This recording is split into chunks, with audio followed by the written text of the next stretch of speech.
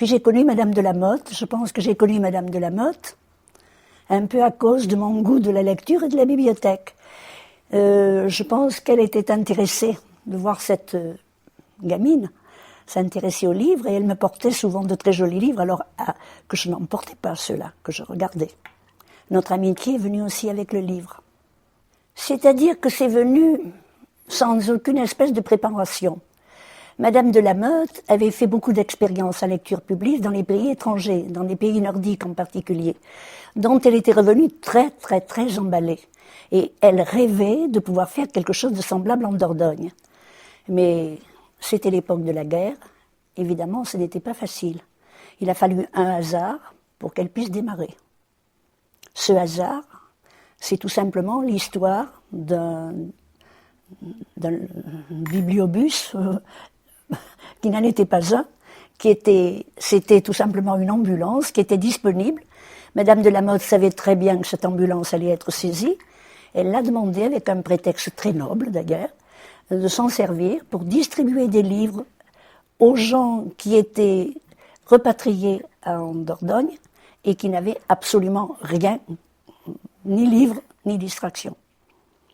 Donc, les premiers essais de ce que nous pourrions appeler le bibliobus, ça s'est fait avec une ambulance et surtout vers les gens qui étaient tout simplement en Dordogne par force, étant donné qu'ils avaient quitté l'Est.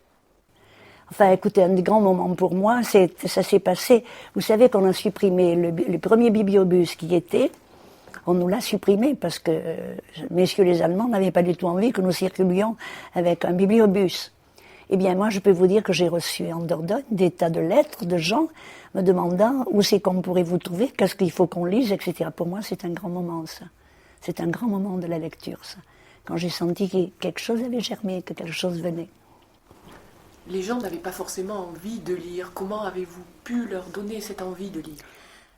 Alors là, je vous dirais que c'est venu, bon, si je vois les premières choses que nous avons faites dehors, les premières choses alors, qui n'étaient plus entre nous, entre gens qui lisaient, c'est venu d'un jeune chauffeur qui conduisait cette fameuse ambulance, un chauffeur, je vous prie, qui était parisien et qui était parfumeur, qui n'avait donc absolument rien a priori pour être vraiment un bon animateur.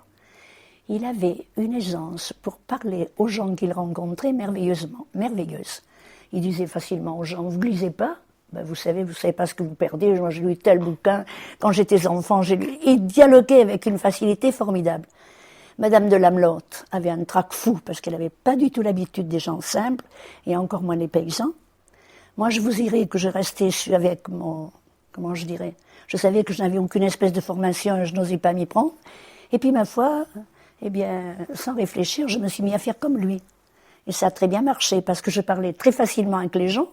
Quand j'ai commencé de leur parler de ce que j'aimais lire et pourquoi je lisais, eh bien, je trouvais des échos et je continuais. Est-ce que vous pensez donc que la démocratisation de la lecture passe par les bibliothèques? Alors là, quelle belle question. Depuis, et à cette époque, je n'avais pas à ma disposition des bibliothèques, j'ai toujours eu cette idée que si nous avions le livre qu'à l'école, nous n'aurions pas de lecteur. Je pense que le livre, il faut qu'il soit ailleurs. Et moi, ce qui me ravit, c'est de trouver dans des petites communes des livres dans des bibliothèques et d'habituer les enfants à voir le livre ailleurs.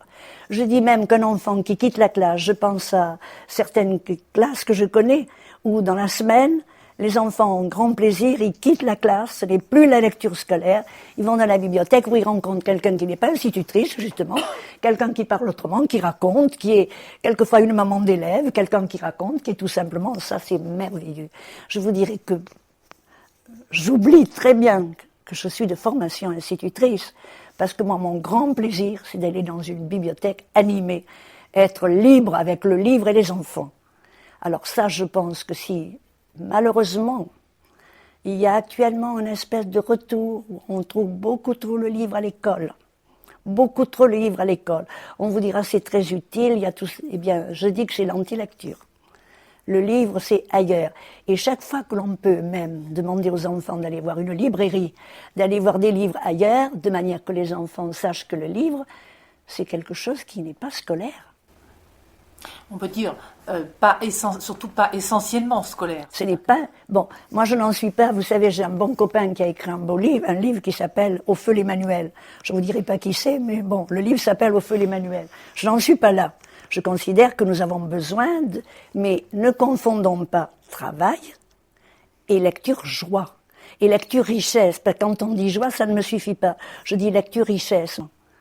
Je me suis trouvée à Varennes un jour, dans un groupe de gens que je ne connaissais point, bien sûr, des gens très simples. Il y avait une dame en tablier qui était venue comme ça un samedi soir, et je leur ai récité un prévers que j'aime beaucoup d'ailleurs, le malheur est assis sur un banc. Et la femme s'est levée, elle m'a dit « Pardon madame, vous ne voudriez pas le redire encore ?» Ça fait partie des grands souvenirs de ma vie. J'aime raconter aux petits, aux grands, aux adultes, à ceux qui... Et souvent, comment vous dire, c'est une façon de faire révéler aux gens qu'ils ont des choses en eux qu'ils ignorent. Ce que la décentralisation a pu apporter dans les bibliothèques, le fait d'être rapproché, d'être plus près du Conseil général, de ne plus dépendre de l'État, est-ce que pour vous c'est quelque chose, c'est un moment important dans la lecture et pour les bibliothèques départementales? Alors moi je pense que ça a été très bénéfique, ça, indiscutablement, je le pense. Et je vous dirais que s'il n'y a pas que pour la lecture, je pense que plus on est près du lieu où les choses vont se passer, plus on est efficace. J'ai fait partie, je suis hélas, et d'ailleurs je pense pour ça que vous m'interrogez sur pas mal de choses. Moi je suis tout à fait au début, absolument le début de la lecture publique, en Dordogne si vous voulez. Et j'y suis au bout, il y a des choses qui me satisfont beaucoup plus maintenant, contrairement à ce que l'on peut croire. Il y a beaucoup plus de possibilités maintenant, beaucoup plus. Et quand je vois vous savez, je n'avais jamais pensé que nous ayons des petites bibliothèques municipales. C'est quelque chose que je rêvais, mais je ne pensais pas que ce soit réalisable. Vous parlez de décentralisation, tout ça, ça existe maintenant. Et tout ce que je souhaite, c'est que ça se développe constamment. D'autant plus, je vous répète, que ce n'est pas anti-scolaire, c'est au contraire, le jour où on a bien fait ce lien entre l'école, reste en l'école c'est l'école, et la bibliothèque étant la bibliothèque, et une osmose entre les deux, eh bien ça c'est absolument ce que je souhaite, et qu'il y en ait de plus en plus.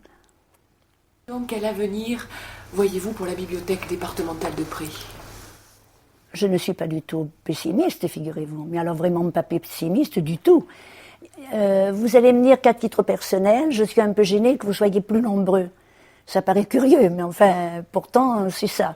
Je pense qu'il ne faut pas non plus essayer d'essaimer. Il faut quand même qu'il y ait quand même quelque chose de très solide entre vous et les gens qui vont bénéficier de ce que vous faites. Ça, je pense que c'est très important. Il ne faudrait pas, parce que vous serez plus nombreux, qu'on ne vous connaisse pas. Ça, il faut absolument que vous soyez très connus, qu'il y ait un contact le plus fréquent possible entre les municipalités, les petites bibliothèques et vous. Maintenant, moi je dois avoir un caractère très optimiste parce que je pense qu'il y a beaucoup moins de maires qu'autrefois. Moi, vous savez que je me suis fait éclater de rire au nez quand je parlais de faire une bibliothèque dans certains endroits. Eh bien, ma pauvre, si vous croyez qu'une bibliothèque chez nous, ça va faire quelque chose, j'ai très peu de gens qui auraient le courage de le dire maintenant. Parce qu'ils comprennent qu'il y a quand même quelque chose qui... Et quand vous trouvez un gars qui vous dit « Ah, j'aurais jamais pensé, je me suis cassé la patte », eh bien, vous savez, qu'est-ce que j'ai été content qu'on me porte des livres. Il n'y aurait pas eu la bibliothèque, j'aurais pas pu lire. Ce sont des petits... Vous savez, moi, je suis très pied-à-terre. Je crois aux très petites choses qui font les grandes choses. Et non pas des grandes choses qui tombent d'en haut et qui descendent. Je n'y crois pas du tout. Et vous parlez de l'avenir, eh bien, je suis très, très, très optimiste. Il y a quelque chose qui est en marche, je ne vois pas pourquoi. Seulement, ce qui sera toujours obligatoire, c'est de trouver des gens qui ont envie d'être bibliothécaires.